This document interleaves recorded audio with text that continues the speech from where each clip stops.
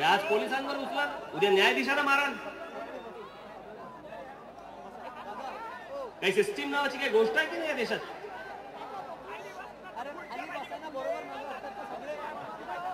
पण त्याच्यानंतर जो घडलेला प्रकार आहे तो अनाकलनीय आहे. मला समजलंच नाही काय चालू आहे आणि काय चालतंय ते.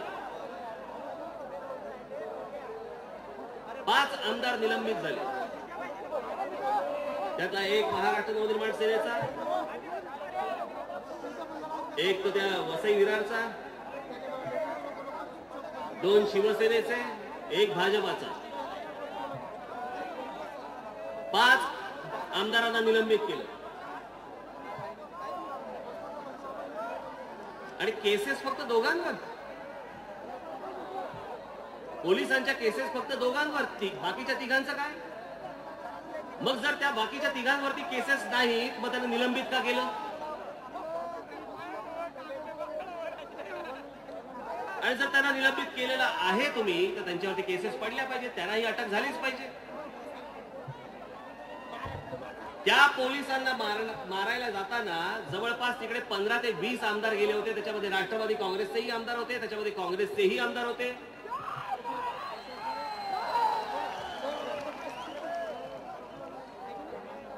स्वतःचे आमदार बाजूला ठेवले आणि फक्त विरोधी पक्षांचे फक्त आमदार आतमध्ये टाकले. फक्त विरोधी पक्षांच्या आमदारांचं निलंबन केलं, स्वतःच्या आमदारांचं केलं नाही. कारण म्हणे त्या आमदारांनी म्हणे धमकी दिली की अर्थसंकल्प तुम्ही जो जाहीर करणार आहात, आम्हाला जर समजा तुम्ही निलंबित केलं किंवा आमच्यावरती जर कारवाई केली, आम्ही अर्थसंकल्पाला विरोध करू. आणि अर्थसंकल्पाला विरोध होऊ नये म्हणून काँग्रेस एनसीपीच्या आमदारांचं निलंबन मागे घेतलं. त्या सीसीटीव्ही फुटेज मधलं जे काय फुटेज आहे सरकार दाखवायला तयार नाही. 5 आमदार निलंबित केले, त्यातल्या 3 जणांचं म्हणे निलंबन आता मागे घेणार आहेत. का? शिवसेना भारतीय जनता पक्षाचे आहेत. माझा ना या काँग्रेस एनसीपीशी काही संबंध नाही, इतर कोणाशी संबंध, म्हणून आमचा आमदार बाहेर.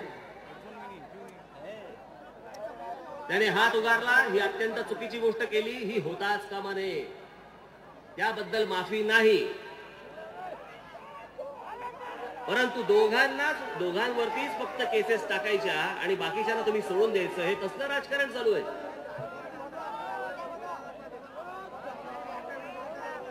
विधानसभेमध्ये पोलिसांवरती हात उगारल्यानंतर त्याच्यामध्ये देखील राजकारण तुम्ही करता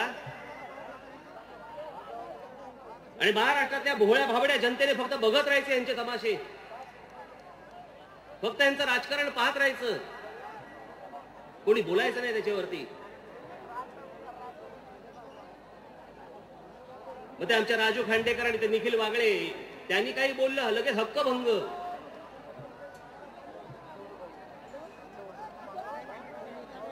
त्यांची भूमिका समजून घ्यायला देखील त्यांना बोलवलं नाही, डायरेक्ट हक्कभंग. काय बापाचा बाल वाटला?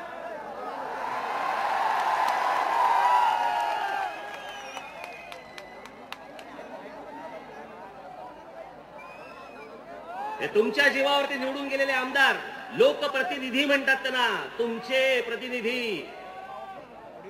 तुमच्या हक्कांचं काही नाही, त्यांचे हक्क महत्वाचे.